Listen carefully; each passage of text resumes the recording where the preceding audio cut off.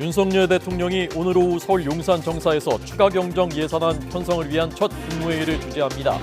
윤 대통령은 첫 국무회의에 앞서 외교부 박진, 행정안전부 이상민 장관 후보자를 우선 임명했습니다.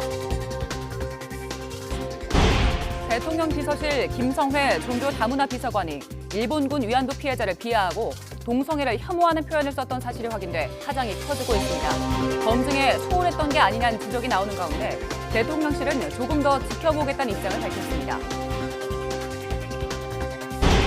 14년 만에 전국 평균 경유값이 2,000원 선을 넘어 휘발유값을 넘어섰습니다.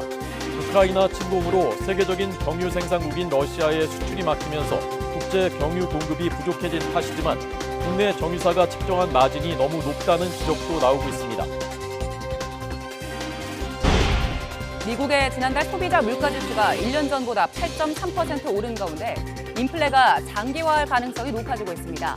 인플레 우려로 뉴욕 증시가 급락한 데 이어 코스피도 하락세가 이어지고 있고 원달러 환율은 1,280원을 돌파하며 연중 고점을 기록했습니다. 서울 주택가에서 마약류인 필로폰에 취해 길 가던 행인을 폭행해 숨지게 한 끔찍한 살인 사건이 발생했습니다.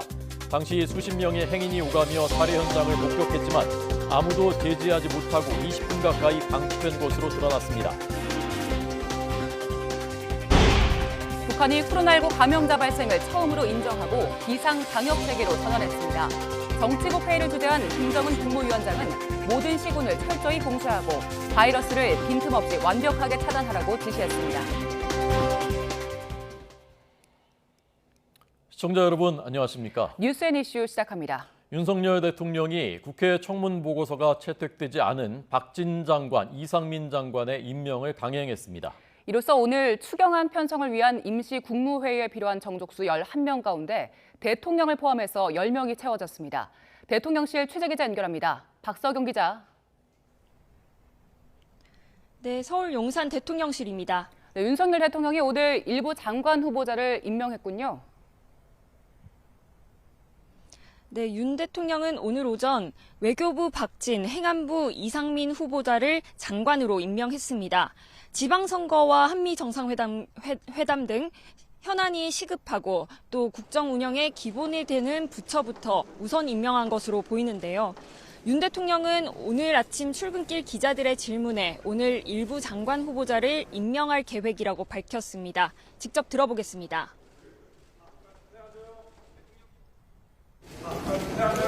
대통령이 혹시 오늘 청문 보고서가 채택 안 된 장관도 임명하실 계획이 있으십니까?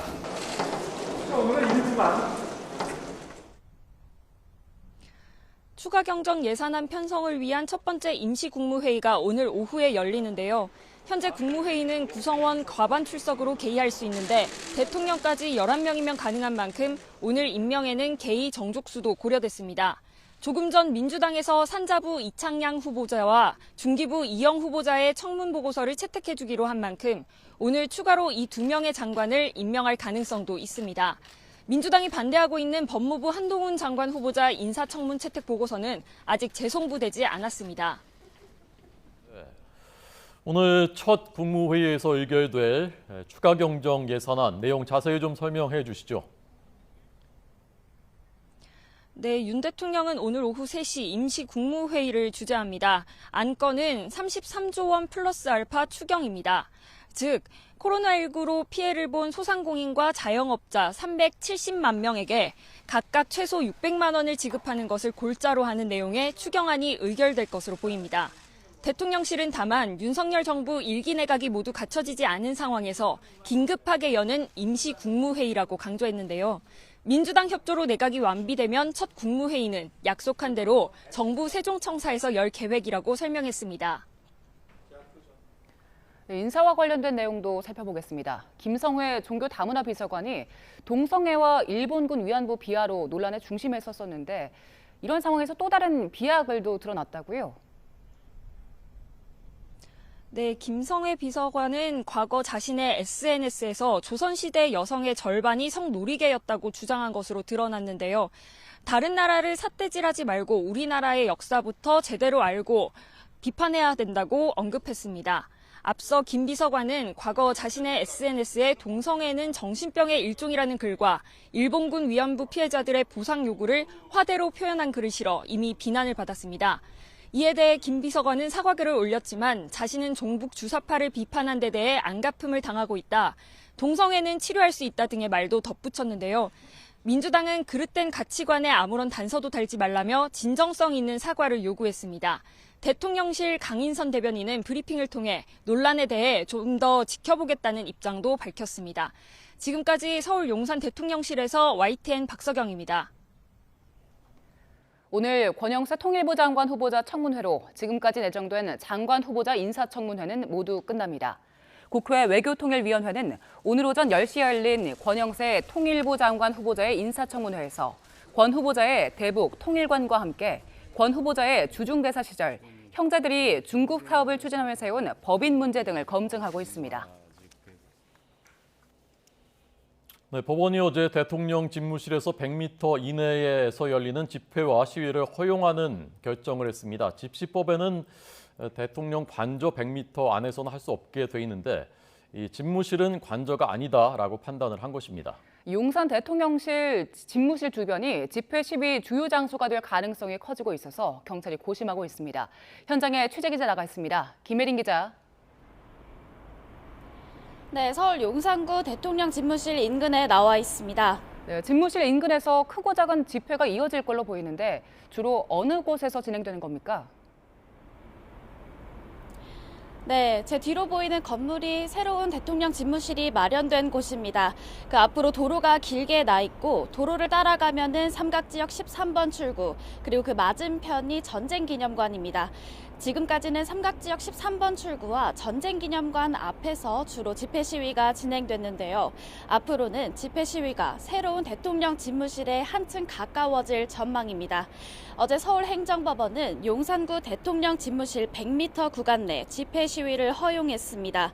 성소수자 차별반대 단체가 용산경찰서장을 상대로 낸 집회금지 통고 처분, 집행정지 신청을 일부 인용한 겁니다. 앞서 단체는 14일 오후 용산역 광장에서 집회를 벌인 뒤 신용산역 인근 건물, 삼각지역, 녹사평역, 이태원 광장 등지 2.5km 구간을 행진하겠다고 신고했습니다. 경찰은 대통령 관저 100m 이내 5개 집회를 금지하는 현행 집회 시위법에 따라 집무실도 관저에 포함된다고 보고 집회 금지 통고를 했는데요. 법원은 이러한 경찰의 유권 해석이 잘못됐다고 판단했습니다. 관저는 사전적으로 집이라는 의미고 집무실은 여기에 포함되지 않는다는 겁니다. 새 정부가 출범하면서 앞으로 용산에서 크고 작은 집회가 이어질 것으로 보이는데요. 대통령 집무실 100m 이내 집회 시위가 허용되면서 경찰의 대통령 경호, 경비에도 추가 대책이 필요할 수밖에 없어졌습니다. 경찰은 이번 법원 결정이 본안 판결이 아니라 재판 결과가 나올 때까지 한시적으로 적용되는 집행정지 결정이기 때문에 앞으로 진행될 본안 소송을 지켜보겠다는 입장인데요. 다만 앞서 개최를 금지했던 다른 집회들에 대해서도 금지 통고 철회 여부를 검토하고 있습니다. 더 나아가 앞으로 집회 시위 자유와 경비, 경호가 양립할 수 있는 대책을 마련하는 게 시급할 것으로 보입니다. 지금까지 서울 용산구 대통령 집무실 인근에서 YTN 김혜린입니다. 공직선거법을 위반한 혐의로 재판을 받아온 무소속 이상직 의원의 유죄가 확정됐습니다. 의원직을 상실했습니다. 대법원은 선고 공판을 통해서 유죄로 인정을 하고 징역 1년 4개월, 집행유예 2년을 선고했던 원심을 확정했습니다. 원심의 판단에 법리 오해 등의 잘못이 없다고 판결 이유를 밝혔습니다. 이상직 의원은 21대 총선을 앞둔 2020년 2월부터 민주당 후보 경선 승리를 위해서 당비를 내는 권리당원들에게 일반 시민인 것처럼 거짓으로 여론조사에 응답하도록 권유, 유도한 혐의로 재판을 받아왔습니다. 황희 전 문화체육관광부 장관이 한국수자원공사 수익사업을 허가해주는 법안을 처리해주는 대가로 정치 후원금을 받은 의혹과 관련해 경찰이 강제 수사에 나섰습니다. 서울경찰청 반부패 공공범죄수사대는 이달 초 수자원공사 본사를 압수수색해 PC와 휴대전화 등 압수물을 분석하고 있고 대가성 후원금을 건넨 혐의로 고발된 수자원공사 간부를 한 차례 소환 조사했습니다. 황 전 장관은 지난 2018년 국회 국토교통위원회 소속이었을 당시 수자원공사가 부산 스마트시티에 건물을 짓고 임대 사업을 할 수 있도록 하는 법안을 발의했습니다. 국민의힘은 지난해 문체부 장관 후보자 인사청문회에서 황 전 장관이 해당 법안을 통과시키는 대가로 수자원공사 고위 간부로부터 2차례에 걸쳐 1,000만 원의 정치 후원금을 받았다는 의혹을 제기했습니다.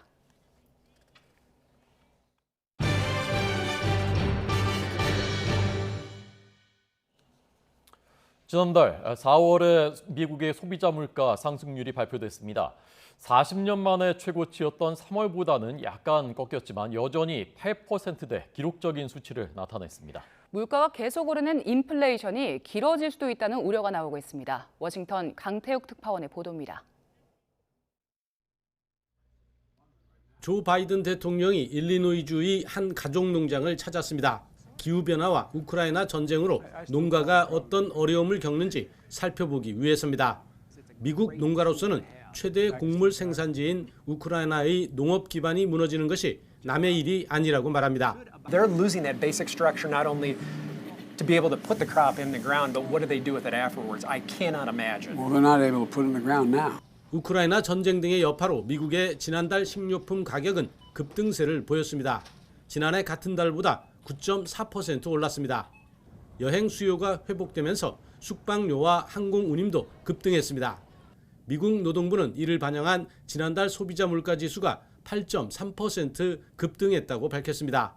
지난 3월의 8.5%보다 상승 속도가 조금 줄어 8개월 만에 처음으로 오름폭이 둔화했습니다. 이 때문에 인플레 장기화의 시작이 아니냐는 전망이 나오고 있습니다.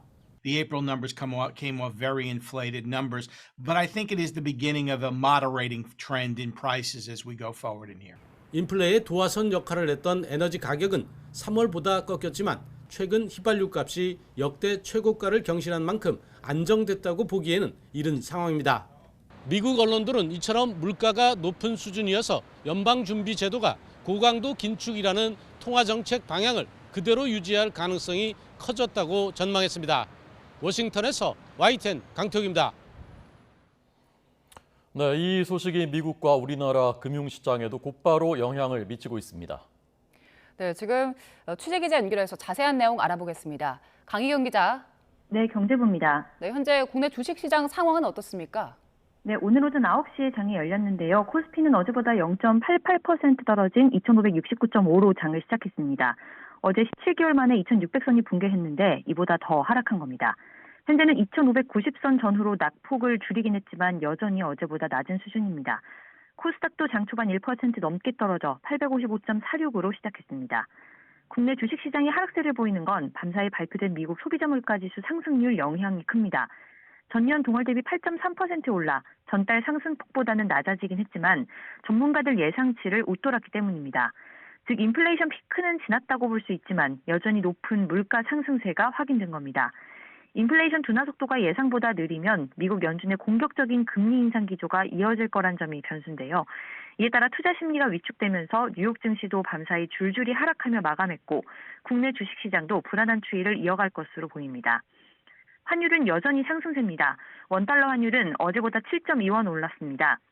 달러당 1282.5원의 거래를 시작했고 현재도 비슷한 수준에서 오르내리고 있습니다. 인플레이션 우려가 다시 시장을 짓누르면서 위험자산 선호 심리가 약해진 것으로 풀이됩니다. 이번에 미국 소비자 물가를 보면 서비스 품목 관련 물가도 오르는 등 현재 인플레이션이 우크라이나 사태뿐 아니라 광범위한 영역에 걸쳐 일어나고 있다는 점이 특징인데요. 전문가들은 이에 따라 인플레이션 불안 심리가 진정되고 시장의 안정을 찾기까지는 시간이 더 걸릴 것으로 내다보고 있습니다. 지금까지 경제부에서 YTN 강희경입니다. 네, 물가가 참 걱정입니다. 어제 윤석열 대통령도 지금 최대 문제는 물가다라고 말했습니다. 세계적인 물가 상승 최대 요인은 역시 우크라이나 전쟁으로 인해서 국제유가가 오르고 있는 것이고 특히 러시아가 많이 생산하는 경유값이 세계적으로 많이 오르고 있습니다. 네, 그런데 우리나라에서 팔리는 경유는 러시아와 직접적인 상관이 없는데도 값이 너무 많이 올라서 휘발유 값을 추월했습니다. 왜 이런 일이 일어났는지 이승윤 기자가 취재했습니다. 전국 평균 경유값이 14년 만에 휘발유 값을 역전했습니다. 리터당 2,000원을 돌파한 건 지난 2008년 이후 14년 만입니다. 주요 원인은 우크라이나 침공으로 세계적인 경유 생산국인 러시아의 수출이 상당수 막혔기 때문입니다. 특히 경유 차량이 많은 유럽에서 급하게 다른 나라로 공급처를 찾으면서 국제 경유 가격이 급등했습니다.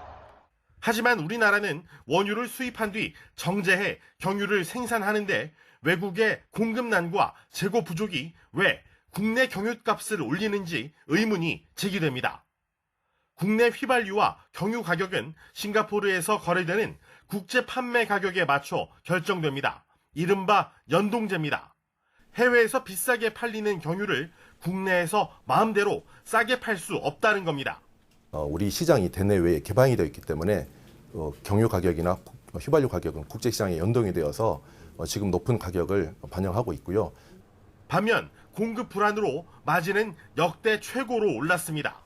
국제 가격이 1원 오를 때 국내 정유사들이 경유 판매 가격은 3.75원, 휘발유 판매 가격은 3.18원 올린 것으로 알려졌습니다. 이 때문에 정유사들이 휘발유보다 경유에 더 많이 부과한 마진을 조정해야 한다는 지적이 나옵니다. 정유사에서 마진을 좀 줄이고 주유소에서도 그 소비자들이 조금 더 합리적인 가격에 이용할 수 있도록 좀 가격을 좀 합리적으로 책정하는 것이 필요하다고 생각합니다. 국제 유가 급등 등 인상 요인이 있을 땐 빨리 오르고 인하 요인이 있을 땐 느리게 내리는 주유소 판매 가격의 비탄력성도 경유값 고공행진을 부채질하고 있습니다. 대안은 있습니다. 정부가 관리하는 알뜰 주유소가 전국 주유소의 11%에 달하는 만큼 알뜰 주유소의 마진 조정을 통해 주유소 간 경유값 가격 인하 경쟁을 유도하는 겁니다. 정부가 운영하는 주유소라고 그러면은 지금 역할을 해야 될 때인 거죠. 그러니까 지금 조금 알뜰 주유소의 그 마진을 조금 줄일 필요는 있는 거죠.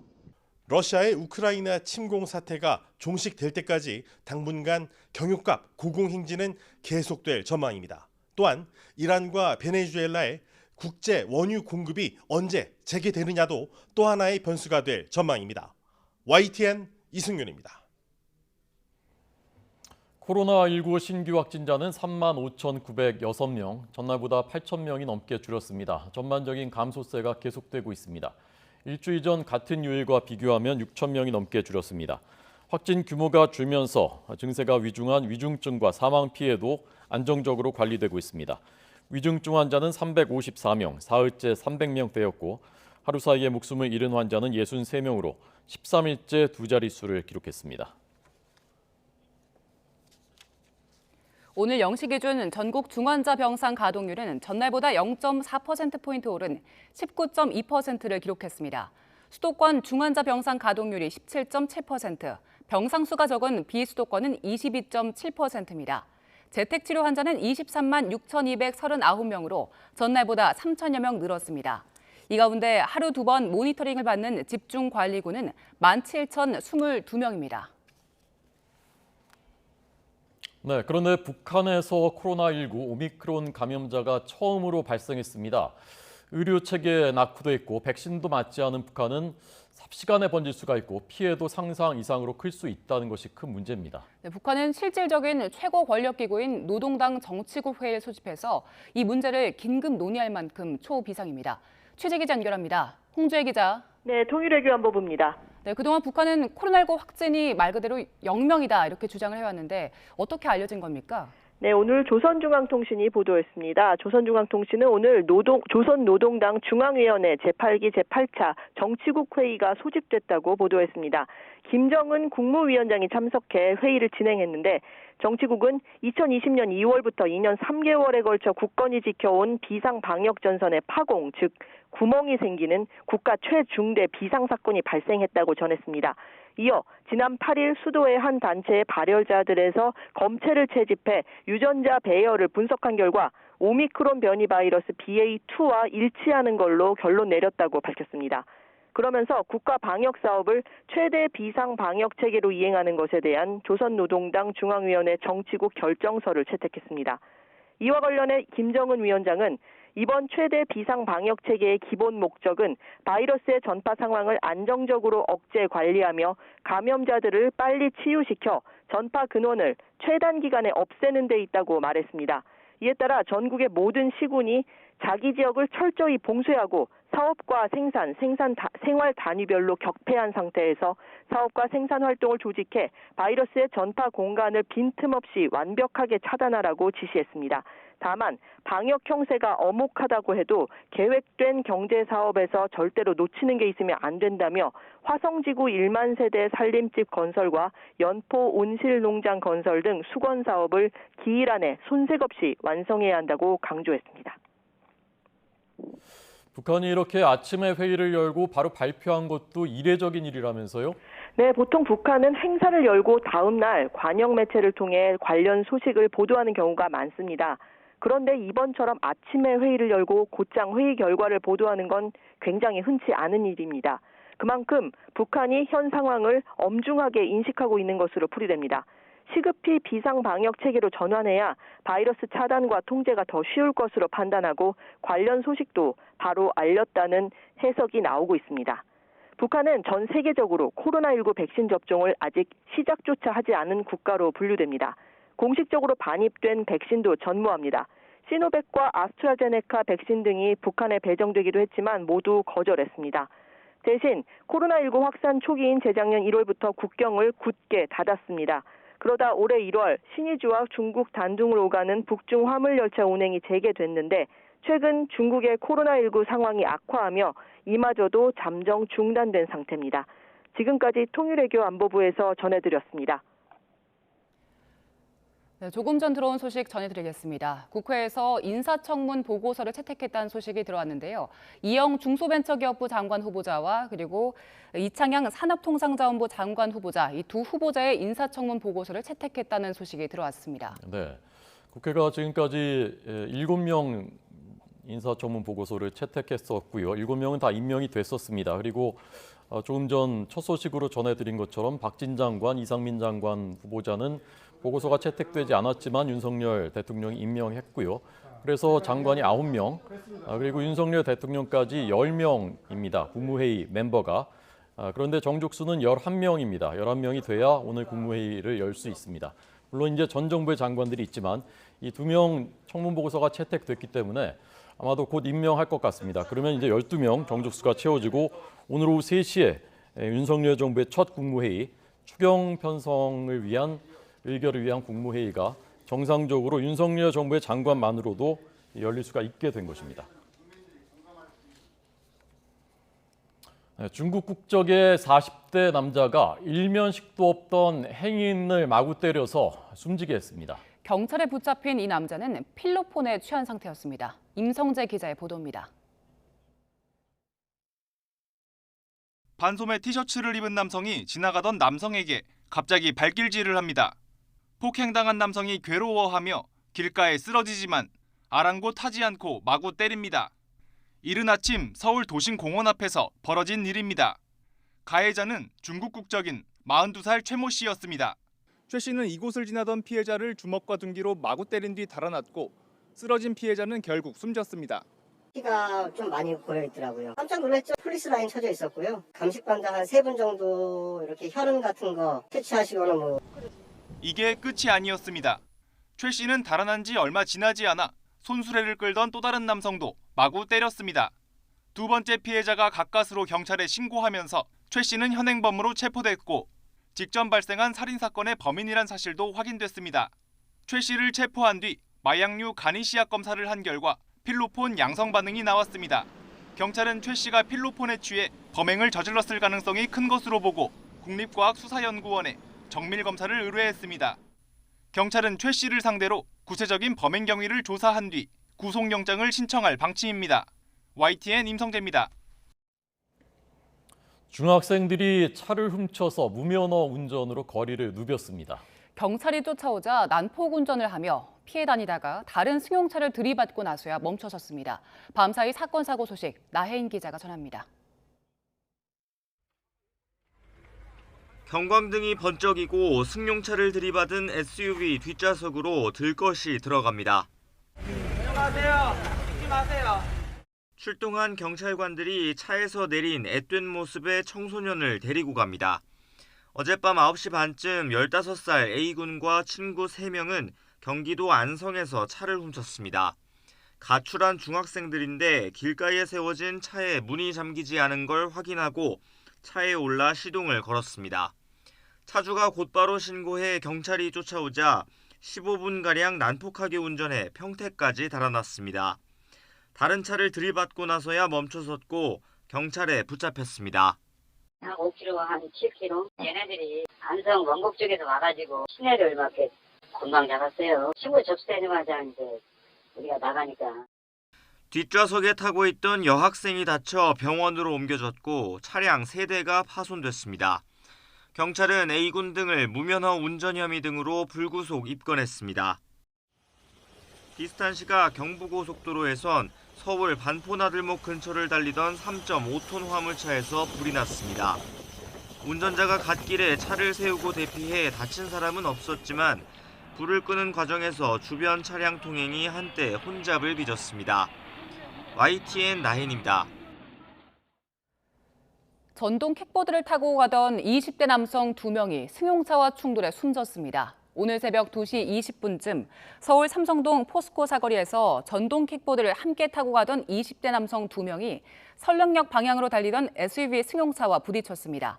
두 사람은 병원으로 옮겨졌지만 끝내 숨졌습니다. 마리우폴에서 최후 항전 중인 우크라이나군 아조우연대 부상병들과 또 함께 있는 민간인들 최악의 상황을 맞고 있지만 인도적인 구조를 위한 협의는 이루어지지 못하고 있습니다. 러시아군은 마리우폴과 돈바스 지역을 대부분 장악했지만 동부 최대 도시 하르키우에서는 밀리고 있어서 동부 전체 장악에는 어려움을 겪고 있습니다. 김은건 기자입니다. 얼굴을 심하게 다치거나 팔이나 다리가 잘려나간 병사들. 마리우폴 아조스탈 제철소에서 러시아군과 맞서 싸우다 다친 이들입니다. 아조우연대는 사진을 공개하면서 부상자들이 약과 음식도 부족한 악조건 속에서 버티고 있다며 구조를 호소했습니다. We're taking heavy casualties. We're taking losses. Every day might be our last. 아조우연대 병사 부인들은 프란치스코 교황을 찾아 참상을 전하고 남편들이 무사히 집으로 돌아올 수 있도록 해달라고 촉구했습니다. We ask Pope to help us. We ask Pope to be the third part of this war and to let them go through the green corridor. 교황은 병사들을 위해 기도하고 모든 것을 다하겠다고 다짐했습니다. 구테레스 유엔 사무총장은 남은 민간인 구출을 위해 러시아 측과 접촉하고 있다면서 당사자 간 대화의 필요성을 강조했습니다. To talk to the leader of the Russian Federation, it makes full sense to talk to any other relevant actors in the present crisis. 현재 아조우스탈에는 우크라이나군 2천여 명이 버티며 교전 중인 것으로 알려졌지만 러시아군의 총공세가 이어지며 최후가 임박했다는 관측도 나옵니다. 러시아군은 이미 동부 돈바스 지역 상당 부분을 장악한 것으로 전해졌으며 마리우폴도 사실상 함락된 상태입니다. 하지만 우크라이나는 제2도시 하르키우에서 러시아군이 점차 퇴각하고 있다고 주장해 러시아가 돈바스 지역을 완전히 장악하는 데는 시간이 더 필요할 것으로 보입니다. YTN 김은건입니다.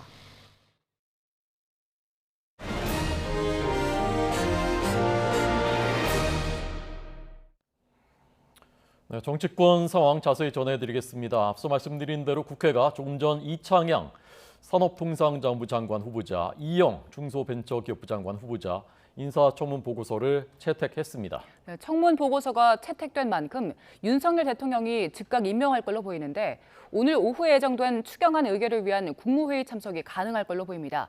국회 취재기자 연결합니다. 엄윤주 기자. 네, 국회입니다. 네, 국회 산자위에서 2명의 장관 후보자에 대한 인사청문회를 추가로 채택했다고요?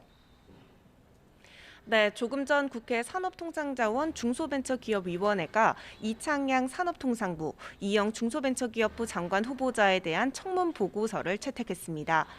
앞서 민주당 강훈식 산자중기위 위원은 기자회견을 열고 두 후보자 모두 다양한 의혹 제기가 있었지만 코로나19로부터 우리 경제 전반의 회복과 가장 시급한 소상공인 손실 보상까지 해결해야 할 문제가 산적하다며 채택 사유를 설명했습니다. 국회가 청문보고서를 채택한 만큼 윤석열 대통령도 곧바로 두 사람을 임명할 것으로 보입니다. 이로 인해 오늘 오후 진행될 예정인 국무회의에도 참석할 것으로 예상되는데요. 하지만 한덕수 총리 후보자 인준 문제를 두고는 여야 입장차가 여전합니다. 국민의힘은 국회의장에게 국무총리 임명 동의안 직권 상정을 요구했지만 민주당은 의원총회를 열어 당내 의견부터 들어보자는 계획이어서 평행선을 달리고 있습니다. 네, 오늘 국무회의가 추가 경정 예산안을 의결하기 위한 것인데 이 추경안에 대해서도 여야 입장이 좀 다르다면서요?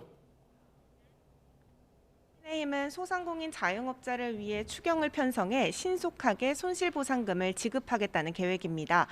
이를 위해 오는 16일 윤석열 대통령이 직접 국회를 찾아 추경안 처리를 요청하는 시정연설을 할 예정인데요. 이에 대해 민주당은 손실보상 자체에 대해서는 공감하는 반면 송곳 검증을 예고했습니다. 윤호중 비상대책위원장은 KBS 라디오에서 윤석열 정부가 내놓은 첫 추경 편성에 대해 대선에서 말한 공약이 많이 후퇴했다며 초과 세수를 53조 정도로 전망했는데 아직 5월밖에 안 된 상황에서 작년 세수 집계를 어떻게 한 것인지 의문스럽다고 말했습니다. 박홍근 원내대표는 나아가 정책조정회의에서 기획재정부를 향해 날을 세웠는데요. 세수 축의 오류가 반복되는 데 대한 국회 차원의 진상규명에 반드시 나서 책임을 물겠다고 목소리를 높였습니다. 지방선거를 앞두고 추경이 추진되는 만큼 여야 간 팽팽한 줄다리기가 펼쳐질 것으로 전망됩니다. 오늘부터 이틀 동안 지방선거 그리고 보궐선거 후보자 등록이 시작됐죠. 네, 오는 6월 1일 함께 치러지는 지방선거와 국회의원 보궐선거 후보 등록이 오늘과 내일 이틀 동안 진행됩니다. 이번 선거는 향후 전국 주도권의 향방이 달려있는 만큼 여야 모두 한치 양보 없는 대승부를 예고하고 있는데요. 서울시장 후보로는 국민의힘 소속 오세훈 현 시장과 더불어민주당 송영길 전 대표, 경기지사 후보로는 김은혜 전 의원과 김동연 전 경제부총리 등이 직접 또는 대리인을 통해 등록할 예정입니다. 네, 알겠습니다. 민주당 박완주 의원이 제명됐다고 하는데 어떻게 된 겁니까? 네, 더불어민주당이 당내 성비위 혐의로 박완주 의원을 제명했습니다. 민주당 신윤영 대변인은 오늘 오전 긴급 비공개 비상대책위원 회의를 열어 이같이 결정했다고 밝혔습니다. 박 의원은 당 정책위의장을 지낸 86세대 운동권 출신 정치인으로 지난 2017년 대선에선 안희정 전 충남지사를 지지했던 옛 안희정계로 분류됩니다. 이와 함께 박지원 공동비대위원장은 자신의 SNS를 통해 당내 반복되는 성비위 사건에 고통스럽다며 여성을 온전한 인격체로 대우하는 당을 만들기 위해 포기하지 않겠다고 적었습니다. 지금까지 국회에서 YTN 엄은주입니다. 그제부터 시민의 품으로 돌아간 청와대, 연일 수만 명의 인파가 몰리고 있습니다. 청와대 나들이 나설 때 알아두면 편리한 내용을 정현우 기자가 정리했습니다. 일단 예약에 성공했다면 청와대 방문객이 입장할 수 있는 문은 모두 세 곳입니다. 최근까지 대통령이 머물렀던 보안시설이었던 만큼 스마트폰 지도 앱에선 어제부터 출입문 위치가 표시되기 시작했습니다. 청와대 사랑채를 지도에서 검색하면은 반대편에서 청와대의 첫 번째 문인 영빈문으로 들어올 수 있습니다. 영빈문에서 청와대 앞길을 쭉 따라 걸어오면은 문재인 전 대통령이 마지막으로 걸어 나왔던 청와대 정문을 볼 수 있습니다. 세 번째 문은 춘추문인데 청와대 앞길 자전거 대여소로 오면 됩니다. 청와대 안엔 차를 댈 공간이 없는 만큼 대중교통을 타고 오는 게 편리합니다. 입장할 땐 예약 당첨 때 휴대전화로 받은 바코드를 보여주면 되는데 전자기기에 익숙하지 않으면 신분증을 대신 제시해도 됩니다. 바코드 있으시죠? 안쪽으로 들어가시면 되세요. 가장 눈길을 사로잡는 건 물론 파란 지붕 본관이지만 대통령이 국내외 귀빈을 맡던 상춘제와 경내 제1의 정원으로 꼽히던 녹지원, 수궁터 등도 놓쳐선 안 되는 사진 명소로 꼽힙니다. 하나, 둘, 셋.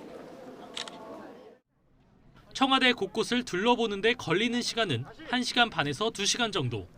별도의 안내 없이 예약된 2시간 동안 자유롭게 돌아다니면 됩니다. 안내 지도 주신 거 갖고 다녔어요. 대통령이 사시던 곳을 보게 된다는 것에 대해서 영광으로 생각했고요. 조경이나 정원 같은 게 잘 꾸며져 있어서 좋았어요. 다만 보안 문제로 건물 내부 출입은 아직 불가능합니다. 걷다가 갈증이 나더라도 음료 등을 살 수 있는 매점이 없고 앉아서 쉴 만한 장소가 부족하다는 점도 방문객에겐 아쉬운 부분입니다. 당분간은 청와대 건물 맞은편 사랑채에 있는 편의시설을 이용해야 합니다. 날씨가 좀 더워서 힘들긴 했어요. 좀 사람도 많고 그래서. 날씨가 덥고 땀도 흘리고 그러다 보니까 목이 좀 마르긴 한데 좀 그런 게 좀 아쉽긴 해요. 개방 과정을 두고 잡음도 많았지만 이제 시민들이 한결 편하게 찾아가 둘러볼 수 있게 된 청와대. 막상 개방되니까 기분도 좋고 이거를 실물을 볼 수 있는 날이 있을 줄은 몰랐어요. 녹지가 너무 예뻐서 그것도 좀 반했고요. 애기들한테 좀 좋은 기억이 됐으면 좋겠어요.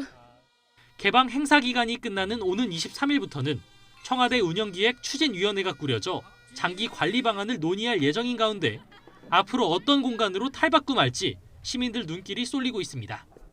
YTN 정윤우입니다.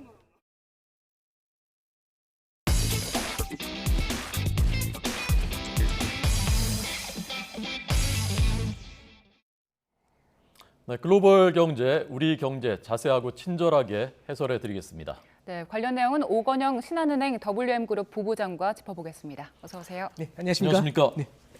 WM은 웰스 매니지먼트. 네. 시청자 여러분들 궁금해하실까 봐 네, 지난주에 제가 여쭤본 내용을 다시 말씀드렸습니다. 오늘 미국의 소비자 물가가 또 8%대 충격적이었고 그럼 금리가 그럼 앞으로 더 오를 수 있는 것 아니냐라는 그 관측도 나왔는데 미국 금리 어떻게 전망하십니까? 이제 가능성은 높아진 것 같고요. 일단 첫 번째는 소비자 물가 지수에서 좀 포인트로 보실 게 뭐냐면 시장에서는 좀 두 가지를 봤습니다. 첫 번째는 지난달 소비자 물가 지수가 8.5%로 나왔거든요. 근데 이제 시장 예측치가요. 이제 그 지난달에 3월달에 보면은 국제유가가 배럴당 한 135달러 정도 됐었어요.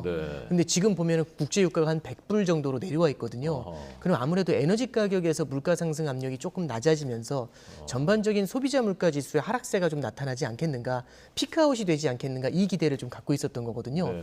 그래서 내심으로는 어느 정도를 봤냐면 8.5%가 지난달이었는데 이번에는 8% 정도로 발표되기를 그렇게 지금 시장에서는 예상을 하고 있었습니다. 근데 이게 나온 게 얼마가 나왔냐면 8.2%가 나온 거죠. 시장에서 예상한 것보다는 조금 더 높게 나온 겁니다. 그럼 뭐 크게 차이가 안 나지 않을까라고 생각하실 수 있는데요. 중요한 건 뭐냐면 이 소비자 물가 지수가 피크아웃 됐느냐보다 더 중요한 게 레벨대입니다.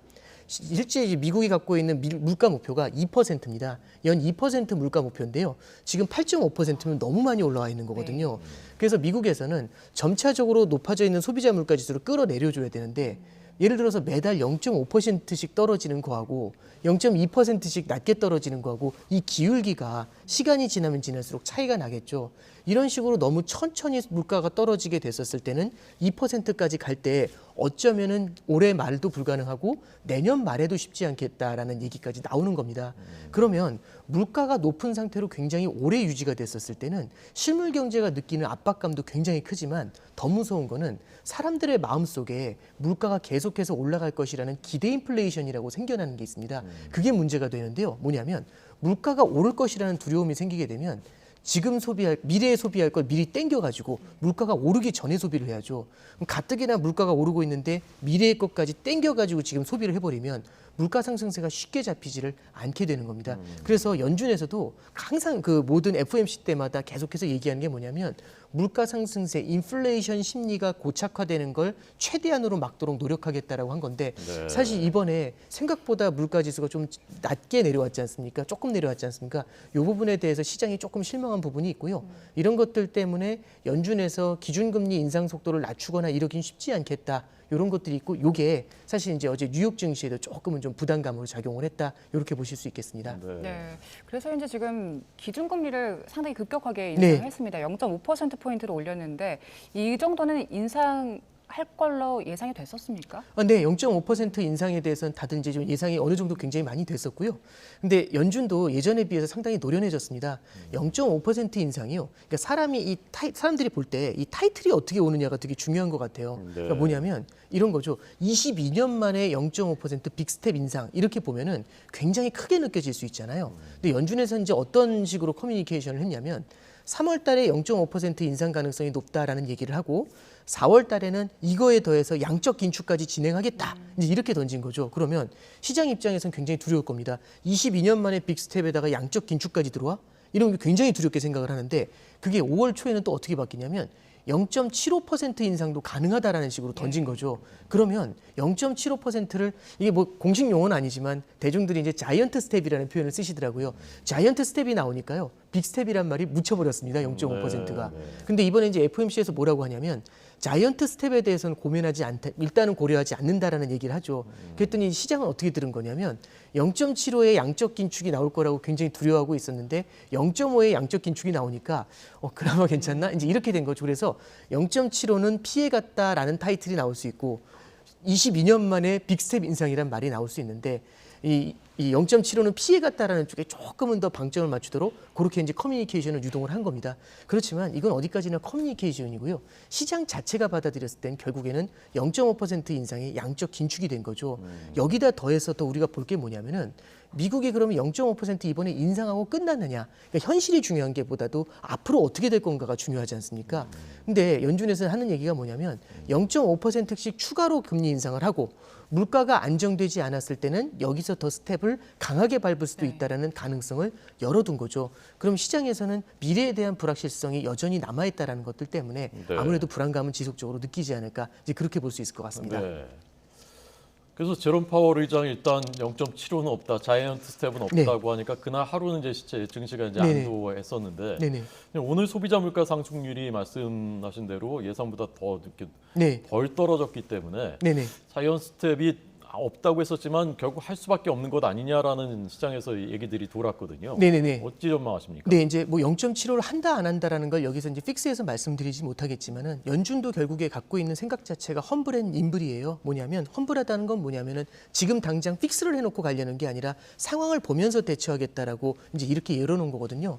근데 연준에서 이제 파월 의장이 얘기한 게 뭐냐면 정확한 워딩은 0.75를 안 하겠다가 아니라 0.75가 현재는 테이블에서 적극적으로 고려되지 않는다라고 했고 그 앞에 또 어떤 말이 붙냐면 물가 상승세가 만약에 지금 이후에는 안정이 된다라면 0.75%는 여기 테이블에서 놓지 않겠다라고 얘기를 한 건데요. 지금 이제 방금 전에 말씀드렸던 것처럼 서두에서 말씀드린 것처럼 물가 상승세가 굉장히 강하게 나오잖아요. 이렇게 됐었을 때는 얘기가 좀 바뀔 수가 있습니다. 그러면 0.75라든지 이런 자이언트 스텝 같은 게 나오면 실물 경제가 두려움을 느끼지 않겠냐라는 얘기를 하는데 여기에 대해서는 연준 위원들도 이제 같이 어떻게 방어를 치고 있냐면 FOMC 이후에 그 뉴욕 연은 총재 중에 윌리엄스라는 분이 있고요. 그다음에 메스터 총재라는 분이 계세요. 이 두 분 다 한 분은 중도파고 한 분은 약간 매파적인 편에 속하는데 저분들이군요. 예, 그렇습니다. 이분들이 이제 어떤 표현을 쓰시게 되냐면 저기까지 나와 있지는 않은데 이런 겁니다. 그럼 성장이 둔화될 수 있지 않냐라고 할 때 지금 현재 미국 경제가 굉장히 탄탄하다라는 거죠. 예를 들어 수술을 할 때도 환자의 상태가 양호해졌었을 때 수술을 하는 게 아무래도 충격이 덜할 수 있습니다. 미국의 고용 시장은요 지금 굉장히 뜨겁습니다. 그러니까 굉장히 과열된 정도로 뜨거워져 있는 상태이기 때문에 미국 경제가 탄탄할 때 이럴 때 물가를 잡기 위해서 금리 인상을 하면 금리가 올라가는 충격이 성장이 강하면은 어느 정도는 완충을 시킬 수 있거든요. 그래서 저 두 분이 어떤 얘기를 동시에 쓰게 되냐면 이런 얘기를 하는 거죠. 실업률이 다소나마 상승하는 일이 있더라도 긴축은 계속해서 진행을 하겠다. 실업률이 올라간다는 얘기는 성장이 조금은 더 주춤해 주더라도 어느 정도 성장이 좀 희생을 당하더라도 금리 인상을 통해서 물가 잡는 데 포커스를 두겠다. 이제 이런 표현들을 썼다라고 해석하시면 될 것 같습니다. 0.75 가능성이 배제할 수 없군요. 네, 그렇습니다. 네, 알겠습니다. 그럼 일단 0.75 인상 가능성도 있고 근데 파월 의장이 앞서 한 6, 7월에 0.5%포인트 한 두어 번 더 인상할 수도 있다 이런 이야기를 했었잖아요. 그 두 가지 시나리오가 어떤 영향을 미칠까요? 그러니까 결국에는 이게 시나리오 자체가 상황이 어떻게 바뀌느냐에 따라서 계속해서 바뀌는 건데요. 정확하게 이제 얘기한 게 0.5%를 두 차례 인상하고 그 이후에 베이스 시나리오는 0.25%다. 그러니까 지금 이제 6, 7월에는 0.5씩 두 번 정도 올리고 0.25 정도로 이제 그 다음부터 올릴 것 같다라고 했는데요. 시장이 사실 이 얘기를 듣고선 되게 반색을 했어요. 0.75는 테이블에서 내려가는구나라고 했었는데 여기도 마찬가지로 전제가 붙은 게 뭐냐면 물가가 안정세를 보인다면이라는 이런 전제가 달렸고요. 파월 의장이 얘기한 건 뭐냐면 3월 달이 물가의 고점이라는 어느 정도의 증거가 나타나고 있다. 근데 사실 8.5를 찍었는데 그게 8.0으로 조금은 실제로는 내려온 건 맞잖아요. 8.2로 조금 내려온 게 맞잖아요. 물론 그 속도가 예상보다 낮아졌지만 이게 빠르게 낮아진다라고 하면은 0.5, 0.5, 0.25 이렇게 나가는 이 파월이 말하는 베이스 시나리오가 현실화될 가능성이 있지만 만약에 물가 하락 속도, 물가가 안정되는 속도가 굉장히 느리다거나 아니면 러시아나 우크라이나 전쟁처럼 예측할 수 없는 요인에 의해서 다시 한번 물가가 위로 치솟는다거나 이렇게 됐었을 때는 파월 의장 입장에서도 얘기를 바꿀 수가 있죠. 그래서 언제든지 이런 가능성들은 열려 있다라고 해석을 하시는 게 좋을 것 같습니다. 네. 왜 이렇게 남의 나라 금리 얘기를 오래 하냐라고 생각하실 수 있겠지만 우리한테 직접 영향을 미치는 글로벌 경제 또 우리 경제니까요. 네. 당장 미국의 금리가 이제 올라가니까 환율이 우리 원화 가치가 떨어지는 1280원대까지 올라 연일 최고점이라고 하는데 환율을 어떻게 전망하십니까? 일단 첫 번째는 우리나라 원달러 환율이 현재까지 왜 이렇게 움직여 왔는지를 볼 필요가 있는데요. 제일 처음은 미국 금리 인상이 제일 큽니다. 미국 금리 인상이 예를 들어서 연내 2번 한다, 4번 한다, 6번 한다, 8번 한다 이게 바뀔 때마다 이 레벨대가 한 번씩 훅훅 올라오고 있어요. 연초에는 한 1180원 정도였다가요. 그 다음에 이제 미국 금리 인상 속도가 점점 더 레벨업이 된다는 얘기가 나올 때마다 1200, 1230, 1250 그리고 지금은 1280원까지 올라와 있죠. 사실 이제 저도 환율을 오랫동안 봤지만 환율이 1200원 위에서 이렇게 오래 아주 안정적이라는 표현은 그렇고요. 이렇게 머물러 있는 적이 그렇게 길지는 않았었던 것 같습니다. 그렇군요. 이런 케이스가 많지는 않은데요. 일단 그래서 첫 번째는 미국의 금리 인상이 과거에는 볼 수 없을 정도로 이례적인 속도로 진행되고 있다는 게 1번이고요. 두 번째는 요즘 이제 기사 타이틀도 보셔도 느끼시겠지만은 엔화가 20년 만에 가장 약합니다. 그리고 위안화의 약세 속도가 2015년 이후에 가장 빨라요. 그러면 몇 년 만에 이례적인 이런 단어가 지금 계속 나오고 있거든요. 그렇기 때문에 우리나라 원달러 환율도 1200원 위에서 이렇게 머물러 있는 게 어느 정도는 좀 이해가 되는 그런 부분들은 분명히 존재할 겁니다. 앞으로의 흐름이 중요한데요. 저는 이제 첫 번째 볼 수 있는 거는 우리나라도 기준금리 인상을 어느 정도는 따라가게 될 것 같아요. 그리고 또 하나는 뭐냐면은 미국의 기준금리 인상이 예를 들어서 지금 이제 포워드 가이던스라는 표현을 씁니다. 미국에서는 어떤 얘기가 있냐면 포워드 가이던스라는 건 뭐냐면 미리 어느 정도 갈 것이다라는 선이 이제 뭐냐면 가이드를 주는 거죠. 그럼 시장이 거기에 맞춰서 먼저 움직이는 겁니다. 그래서 미국이 기준금리를 지금 얼마 올리지 않았거든요. 현재까지는 0.75% 정도입니다. 기준금리가. 근데 미국 10년짜리 국채금리가 3.2%까지 올라갔었습니다. 오늘은 조금 내려왔지만 그 얘기는 뭐냐면 실제 이쪽에서 기준금리를 인상하지 않더라도 미래에 이렇게 조만간 이렇게 올려줄 거야라는 얘기를 하게 되면은 시장이 이거를 선반영하고 있거든요. 이 선반영한 것들이 우리 환율에 어느 정도는 담겨 있습니다. 이 말씀인즉슨 현재까지의 기준금리 인상 속도에 대해서는 어느 정도 환율에 녹아 있다라고 보시면 되고요. 그런데 이제 여기서 이제 변수는 뭐냐면 여기서 만약에 미국이 또 추가로 물가가 잡히지 않았을 때 추가로 더 금리 인상 속도를 크게 올려버리죠. 그럴 때는 레벨대가 1,300원을 일시적으로는 상회할 수도 있습니다. 그래서 지금까지 올라온 것보다는 원달러 환율의 상승 속도가 어느 정도 둔화되는 건 맞겠지만 여기서 변수, 물가라는 변수, 예상하지 못하는 변수가 나타났을 때는 환율의 추가적인 레벨업도 가능하다. 이 정도로 해석하시면 될 것 같습니다. 네, 그 상승 여력이 있다 보니까 지금 한미 통화 수합을 주장하는 목소리도 나오고 있더라고요. 네네. 그 한미 통화 수합이라는 건요. 기본적으로 위기 국면에서 보통 나타나곤 했죠. 2008년도 금융위기 때 우리나라 달러 유동성이 부족할 때하고요. 2020년도 3월에 코로나 사태 때문에 달러 유동성이 부족했었을 때 그때 한미 통화 수합이 열렸던 적이 있습니다. 그럼 우리나라가 이제 미국 연준에서 달러를 받아올 수가 있거든요. 근데 이제 그게 취소가 됐을 때 미국 연준에서도 어느 정도는 완충망을 만들고 그걸 그만두게 돼요. 그래서 피마 레포라는 걸 만들었습니다. 그래서 뉴스에서 말씀드리기엔 좀 내용이 좀 어렵긴 한데요. 예를 들어서 달러 장기 채권을 갖고 있으면 이걸 담보로 해서 달러 유동성을 조달할 수 있도록 이렇게 이제 일시적으로 이제 그 방어망을 조금은 좀 구축해 놓은 게 있고요. 이렇게 좀 어느 정도는 시장이 크게 시스템적 위기에 의해서 크게 흔들리는 게 아니면 당장은 연준에서도 그 단계까지 고민하기에는 쉽지는 않을 것 같습니다. 네, 미국의 소비자 물가 얘기를 이제 해설을 해주셨는데. 이게 우리한테도 우리 물가에도 이제 선행하는 측면이 있고 우리 물가도 지금 비상이지 않습니까? 네, 그렇습니다. 우리는 주택 가격이 반영이 안 됐는데도 4%대라고 하니까 우리 물가 상승의 그 가능성 전망은 어떻게 보십니까? 이제 우리나라 같은 경우는 물가 상승세가 미국하고는 조금 성격이 다른데요. 미국 같은 경우 이제 8%를 넘는 물가가 있지 않습니까? 물가 상승 자체도 높지만 미국의 성장세도 워낙에 뜨겁습니다. 그래서 임금이 상승하면서 임금이 밑에서부터 물가를 끌어올리는 요인이 굉장히 크게 작용하죠. 근데 우리나라 같은 경우는 미국처럼 내수 상태가 그렇게 아주 뭐 뜨겁다거나 그렇게 표현하기는 좀 어렵고요. 오히려 우리나라 물가를 추동한 거는 수입 물가가 굉장히 큰 역할을 하고 있습니다. 네. 환율이 오르고 예. 그다음에 이제 국제 유가가 오르다 보니까 이 두 가지가 버무려지면서 요즘 보면 주유소 기름값 보면 굉장히 놀랍잖아요. 네. 이런 것들이 우리나라 물가 상승세를 좀 어느 정도는 추동을 하고 있는데요. 다만 좀 이런 부분은 좀 볼 필요가 있을 것 같습니다.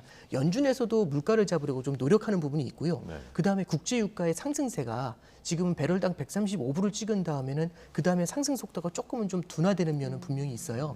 이런 것들을 봤었을 때 물가 상승 속도도 마찬가지로 미국은 피크아웃이 됐지 않습니까? 우리나라도 시차를 두고서 피크아웃은 가능할 거라고 봅니다. 근데 이제 다만 내려오는 속도는 생각보다는 그렇게 빠르지는 못하지 않을까. 예, 그 정도는 좀 보고 있습니다. 피크아웃이라는 게 정점 예, 그렇죠. 찍고 고점을 찍고 내려온다는 말씀인데 거겠죠. 예. 언제쯤으로 대략 뭐 정확히는 모르겠지만은 네.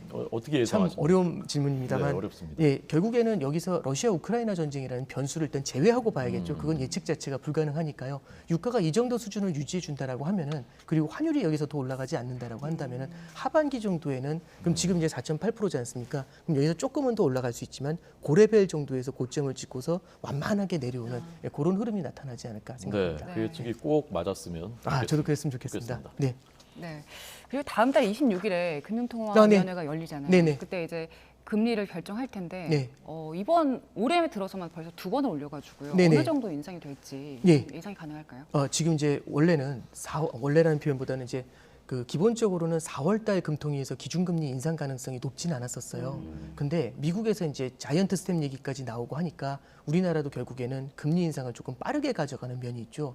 지금 이제 요번에 소비자 물가 지수가 오늘 새벽에 이제 발표가 됐지 않습니까? 이런 것들도 저는 좀 영향을 줄 수 있다라고 생각을 합니다. 그러면 미국의 물가 상승세가 생각보다 심상치 않다라는 얘기가 나오게 되면 요거는 자연적으로 미국의 금리 인상 속도를 더 높이는 요인이 되게 되고요. 미국의 금리 인상 속도가 너무 빠른데 우리는 금리 인상을 안 따라가고 있으면 단기적으로 미국하고의 금리 역전은 큰 문제가 되진 않아요. 근데 이게 길게 이어졌을 때는 문제가 생길 수 있거든요. 그러면 예를 들어서 미국은 0.5, 0.75씩 빠르게 올리는데 우리는 금리를 안 올리고 있다. 이러면 이제 금리 차가 벌어질 수가 있지 않습니까? 그럼 이제 우리는 이렇게 보시면 될 것 같아요. 나중에 올리게 되면 우리도 빅 스텝, 자이언트 스텝 이런 게 나올 수 있습니다. 그러니까 안 올리고 있었다면. 다행스러운 건 작년 8월, 11월, 올해 1월 그리고 4월 네 차례 우리는 먼저 기준금리 인상을 했었죠. 그래서 미국보다는 이미 올려놓은 게 있기 때문에 미국처럼 0.5, 0.75를 고민하지는 않아도 되는 거니까 먼저 출발했기 때문에 조금 느리게 간다는 표현은 좀 이상한 것 같고요. 그래도 이제 그렇게 무리수를 두면서 따라갈 필요는 없었던 거죠. 그래서 이번에도 이제 연준의 금리 인상 속도가 빠르다라고 하면은 5월 달에도 미리 기준금리를 인상을 시켜놓고 그 다음에 속도를 갖다가 뒤에서 조절하는 전략을 좀 고민하게 되지 않을까 싶습니다. 그래서 원래 4월, 5월 연속 인상 이런 것들은 좀 부담스러워하는 편이긴 한데요. 이번에는 미국 기준금리 인상 속도를 바라보면서 여기 어느 정도 좀 보조를 맞추는 가능성들 이런 걸 열어둬야 될 것 같습니다. 네. 좀 어려운 얘기 같지만 우리 장바구니 우리 삶에 직접 영향을 미치는 얘기들 오건영 부장님 잘 친절하게 말씀해 주셔서 고맙습니다. 잘 들었습니다. 네, 감사합니다.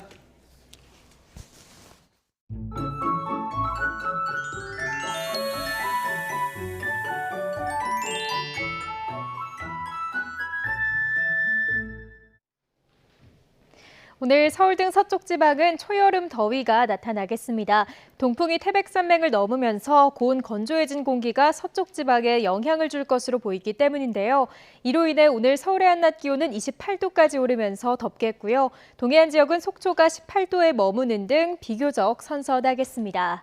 오늘 하늘에는 구름만 간간히 지나면서 대체로 맑은 날씨가 예상됩니다. 다만 대기 불안정으로 인해 전남과 경남 내륙에는 오후 한때 소나기가 지나겠습니다. 오늘 낮 동안 서쪽 지방은 예년 기온을 4에서 6도가량 웃돌겠지만 동해안 지역은 대체로 선선하겠습니다. 오늘 낮 기온 서울 28도, 포항 19도, 대전은 27도가 예상됩니다. 내일도 서쪽 지방은 맑고 더운 날씨가 이어지는 반면 동쪽 일부 지역에는 산발적으로 비가 조금 내리겠습니다. 또 다가오는 주말에는 대체로 맑은 가운데 예년 이맘때 기온을 회복할 전망입니다. 지금까지 날씨 정보였습니다. 뉴스앤이슈 잠시 뒤 2부에서 다시 뵙겠습니다.